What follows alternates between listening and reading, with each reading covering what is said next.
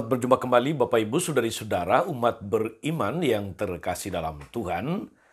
Salam sehat berlimpah berkat. Merdeka. 17 Agustus tahun 2022. Kembali lagi sebagai bangsa kita merayakan ulang tahun kemerdekaan Republik Indonesia yang ke-77. Saya Agus CSR mengajak saudari-saudara hari ini mensyukuri rahmat kemerdekaan dan mencari inspirasi untuk hidup sebagai orang-orang merdeka berangkat dari firman Tuhan.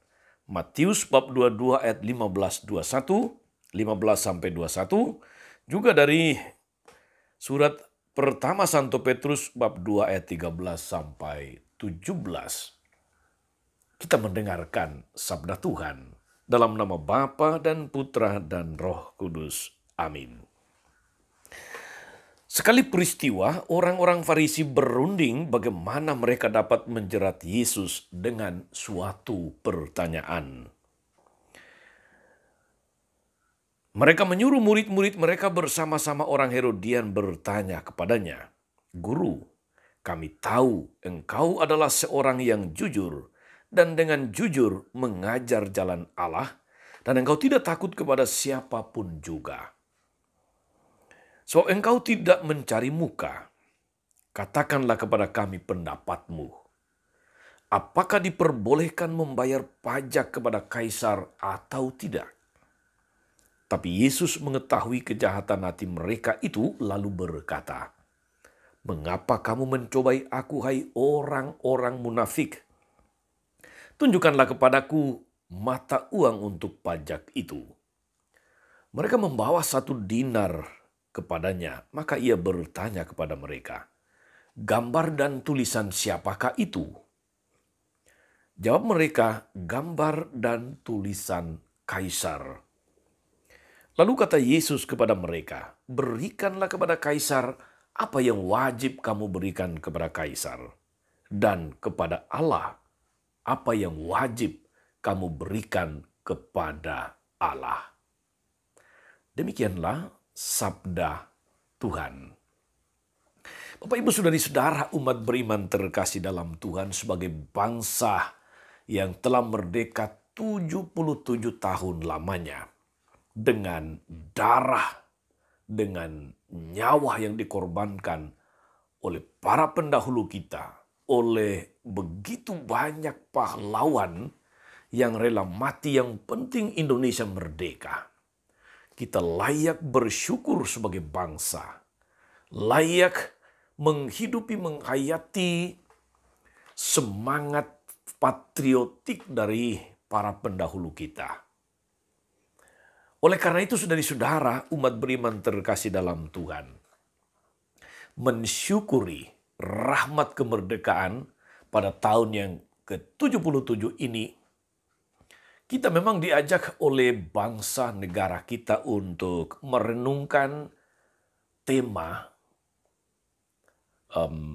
pulih lebih cepat, bangkit lebih kuat. Tema yang bagus. Pulih lebih cepat, tentu ini ada kaitannya dengan COVID, lalu yang membawa efek kepada ekonomi, sosial, dan sebagainya. Kita bersyukur sebagai bangsa bahwa kita mulai pulih pelan-pelan. Maka baik saudari-saudara, sebagai bangsa kita merenungkan, menimba inspirasi dari tema itu untuk memberi energi kepada hidup kita, kepada diri kita masing-masing sebagai bangsa untuk ambil bagian di dalam pulih lebih cepat dan bangkit lebih kuat bangsa dan negara kita. Saudari-saudara umat beriman terkasih dalam Tuhan, tentu di antara Anda sekalian dalam situasi dan kondisi di tempat masing-masing merayakan kemerdekaan, mensyukuri rahmat, kebebasan yang boleh kita nikmati saat ini, yang merupakan anugerah Tuhan, tapi juga perjuangan dari para pendahulu-pendahulu kita, nenek moyang kita, para pemimpin kita, para pahlawan kita.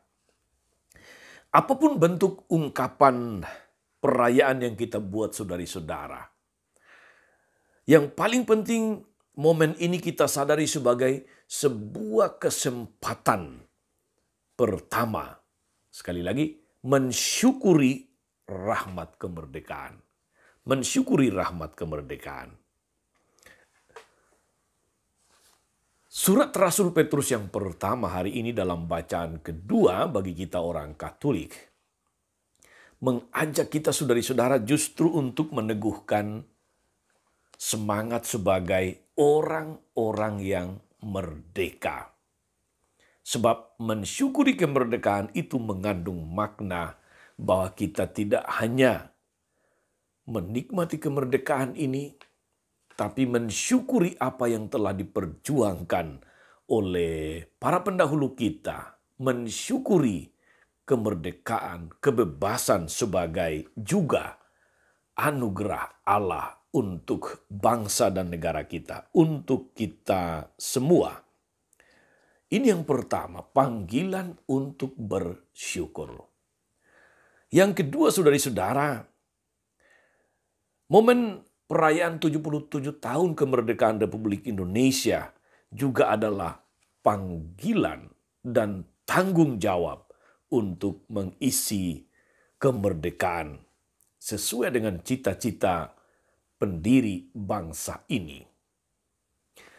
Kita berangkat dari apa yang dikatakan oleh Rasul Petrus dalam bacaan kedua hari ini. Rasul Petrus mengatakan, saudari-saudaraku, hiduplah sebagai orang-orang merdeka, bukan seperti mereka yang menyalahgunakan kemerdekaan itu untuk menyelubungi kejahatan-kejahatan mereka. Tetapi hiduplah sebagai hamba-hamba Allah. Hormati semua orang, kasihilah saudara-saudaramu, takutlah akan Allah, dan hormatilah Raja. Ajakan Rasul Petrus ini saudari-saudara menggarisbawahi semangat, euforia setiap kali kita merayakan 17 Agustus sebagai hari raya atau hari ulang tahun kemerdekaan kita. Dahulu kala saudara-saudari, dalam masa-masa perjuangan kita akui bahwa perjuangan untuk merdeka itu bukanlah perjuangan yang mudah dan gampang. Bukan perjuangan yang gratis. Ada jutaan nyawa yang mati demi Indonesia merdeka. Bahwa saat ini kita merdeka, bersyukurlah selalu. Dan ingat, darah-darah para martir, darah-darah para pahlawan yang tertumpah supaya pada masa kemudian kita-kita ini hidup sebagai bangsa yang berdaulat, bangsa yang merdeka. Di antara sekian banyak orang yang berjuang bagi kemerdekaan ini, saudari-saudara, banyak orang Katolik juga yang telah ambil bagian di dalamnya. Beberapa nama bisa kita sebut, saudari-saudara, sebagai suatu penyadaran untuk mengingat bahwa sebagai gereja Katolik Indonesia ada orang-orang Katolik yang memilih untuk tidak diam, memilih untuk tidak pasif, memilih untuk tidak lepas tanggung jawab, tapi berani mati untuk kemerdekaan Indonesia. Mereka itu diantaranya adalah, kita ingat, Adi Sucipto. Untuk saudara-saudari umat Katolik di sekitar Jawa Tengah, Yogyakarta, nama ini adalah nama yang sangat dekat. Di sana ada Bandar Udara Adi Sucipto. Ada juga pahlawan, seorang tentara Angkatan Laut, Yos Sudarso. Orang Katolik yang hebat. Ada Ignatius Slamet Riyadi. Ada Monsinyur Sugio Pranoto. Dia yang juga sejak masa perjuangan ambil bagian secara aktif. Bahkan ketika ibu kota negara sempat berpindah ke Yogyakarta, Monsinyur Sugio Pranoto juga ikut memindahkan pusat gereja Katolik atau istana keuskupan ke Yogyakarta. Itu untuk mengatakan kepada kita bahwa gereja dan negara berjalan bersama-sama untuk memperjuangkan kemerdekaan, berjalan sejajar. Kita tidak memilih untuk diam, memilih untuk lipat tangan, tetapi justru untuk turun tangan. Itu beberapa saudara-saudari yang bisa saya sebutkan namanya, tapi sebetulnya yang terlibat jauh lebih banyak. Orang Katolik, orang Kristen, banyak sekali. Karena itu saudara-saudari, kita diajak sebagai orang Katolik pada masa ini mengikuti teladan para pahlawan-pahlawan Katolik tadi. Salah satunya Monsinyur Sugio Pranoto yang sangat kuat semboyannya. 100% Katolik, 100% Indonesia. Rasul Petrus, saudara-saudara, sekali lagi mengingatkan kita, hiduplah sebagai orang-orang merdeka. Tentu ini bukan sekedar merdeka semau kita. Tetapi sebagaimana tadi saya kutip saudari-saudara, hidup sebagai orang-orang merdeka bukan seperti mereka yang menyalahgunakan kemerdekaan itu untuk menyelubungi kejahatan-kejahatan mereka. Di balik pesan Rasul Petrus ini saudari-saudara, kita diajak untuk mengisi kemerdekaan. Tidak untuk berbuat jahat, tidak untuk menutupi kejahatan, tetapi justru untuk memberikan sumbangsi kepada bangsa dan negara. Hidup dengan benar, hidup dengan bermartabat, hidup dengan segala macam perbuatan baik, peduli, mencintai kebenaran dan keadilan, memajukan tempat di mana Anda tinggal, di mana Anda berdomisili, memajukan, menolong, peduli kepada orang-orang yang ada di sekitar Anda sehingga kemerdekaan itu sungguh dirasakan rohani dan jasmani oleh semua. Maka hidup sebagai bangsa yang merdeka, sebagai orang-orang yang merdeka seperti kata Rasul Petrus tadi saudari-saudara, mengajak kita untuk mengisi kemerdekaan ini dengan tak henti-hentinya mencintai Indonesia.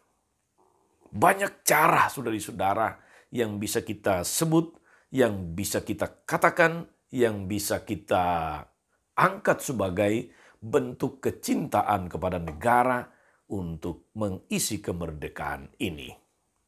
Indonesia masih penuh dengan tantangan akan korupsi yang luar biasa.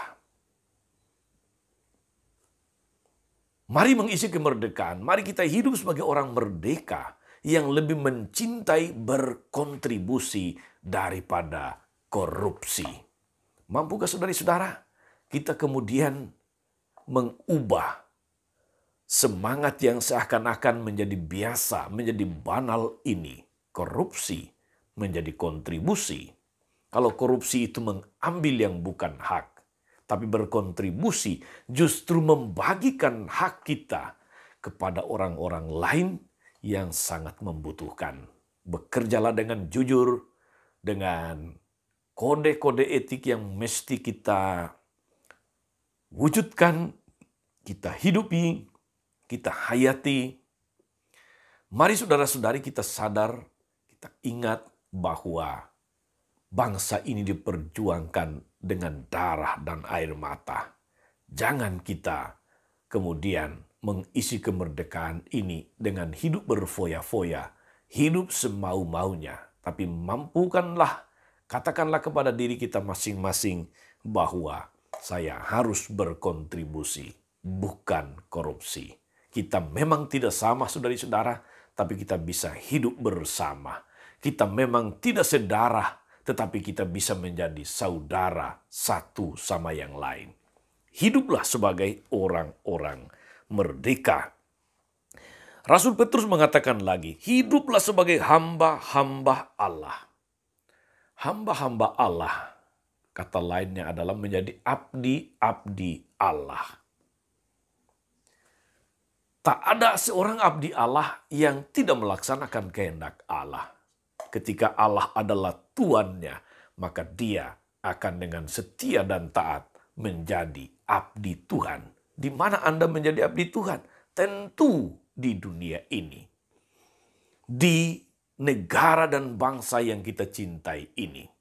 Jadilah pelayan-pelayan menjadi abdi-abdi Allah yang benar, yang berintegritas dimanapun Anda berada, dimanapun Anda berkarya, dimanapun Anda diutus.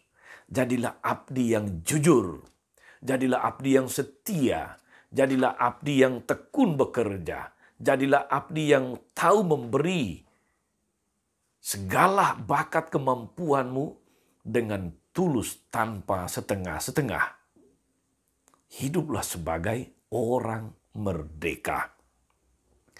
Hormatilah semua orang, kata Rasul Petrus. Kasihilah saudara-saudaramu. Merdeka itu berarti kesempatan bagi kita untuk mengasihi bangsa ini, mengasihi saudara-saudara kita.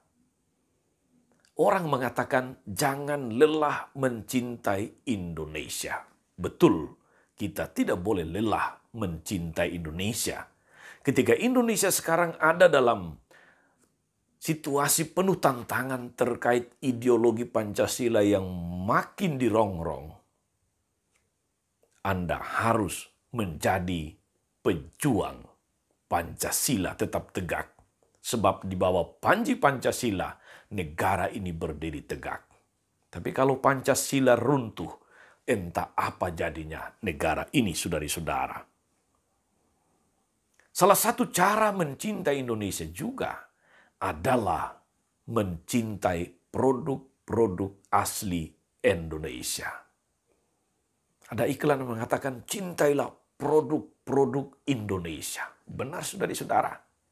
Tapi seringkali saudara-saudari, hasil karya bangsa sendiri itu kita anggap kurang pas, kurang mengangkat gengsi kita, kurang mengangkat nama baik dan sebagainya.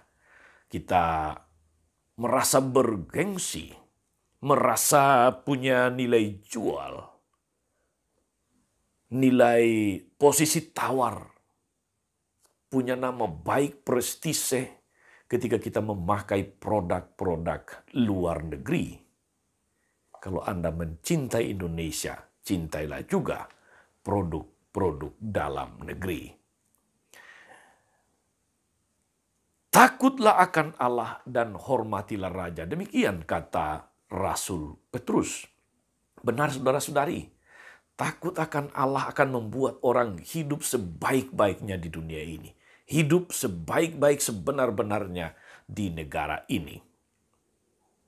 Kalau orang hidup takut akan Allah, saudari-saudara, tidak akan ada cerita tentang korupsi. Tidak akan ada cerita tentang pelanggaran kode etik. Tidak akan ada cerita tentang, katakanlah, kinerja bangsa yang merosot. Kalau orang takut akan Allah. Tetapi seringkali justru orang-orang Indonesia ini lebih takut manusia daripada takut kepada Allah. Lebih takut atasan, bos, daripada takut kepada Allah. Bukan berarti tidak ada orang yang masih punya idealisme, saudara-saudari. Banyak. Di antara kita banyak. Tapi memang kita harus jujur bahwa ada lebih banyak lagi orang yang tidak takut akan Allah. Saudari-saudara, umat beriman terkasih dalam Tuhan, kutipan Injil Matius bab 22 ayat 15 sampai 21 tadi. Yesus meneguhkan kita bagaimana mencintai negara, mencintai Allah juga. Bagaimana kita melaksanakan kewajiban kita kepada negara, kewajiban kepada Allah. Maka ketika ditanya pendapatnya tentang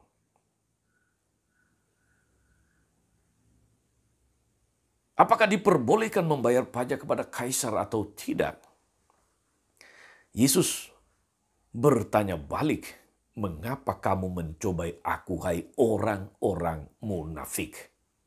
Yesus membaca jauh di dalam hati mereka ada kemunafikan karena memang mereka ingin mencobai Dia. Semoga kemunafikan ini tidak ada dalam hidup orang-orang Katolik, orang-orang Indonesia. Pada akhirnya Yesus mengatakan setelah melihat gambar dan tulisan di mata uang untuk pajak. Yesus katakan, "Berikanlah kepada kaisar apa yang wajib kamu berikan kepada kaisar, kepada Allah apa yang wajib kamu berikan kepada Allah." Saudara-saudara, Yesus tidak mempertentangkan antara kewajiban kepada negara atau bangsa dan kewajiban kepada Allah. Justru Yesus menegaskan bahwa kedua-duanya bisa berjalan bersama. Bahwa kewajiban kepada negara itu juga pasti sesuai dengan amal bakti atau kewajiban kepada Allah. Manakala kita berbuat baik, bekerja dengan baik, bukankah itu semua sesuai dengan kehendak Allah? Itu hak Allah. Manakala kita memberi diri dalam karya-karya kita, dalam pekerjaan-pekerjaan kita sebagai abdi negara, abdi masyarakat, sebagai hamba-hamba Allah, bukankah itu semua juga sesuai dengan kehendak Allah? Saudari-saudara, umat beriman terkasih dalam Tuhan, mari kita melanjutkan karya-karya baik yang telah kita bangun, yang telah dibangun oleh para pendahulu kita. Negara tahun ini mengajak kita untuk pulih lebih cepat, bangkit lebih kuat.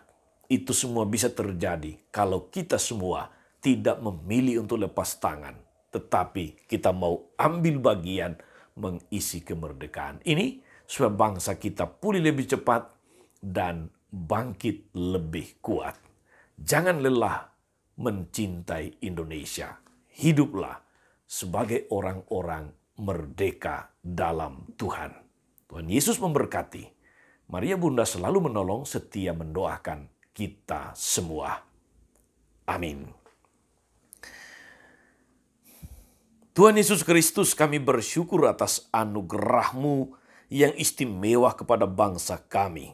77 tahun yang lalu, Engkau anugerahkan kepada kami kemerdekaan, kepada bangsa kami kebebasan dari kungkungan penjajah. Terima kasih Tuhan untuk sabda-Mu yang Kau berikan kepada kami hari ini, yang meneguhkan kami untuk hidup sebagai orang-orang merdeka.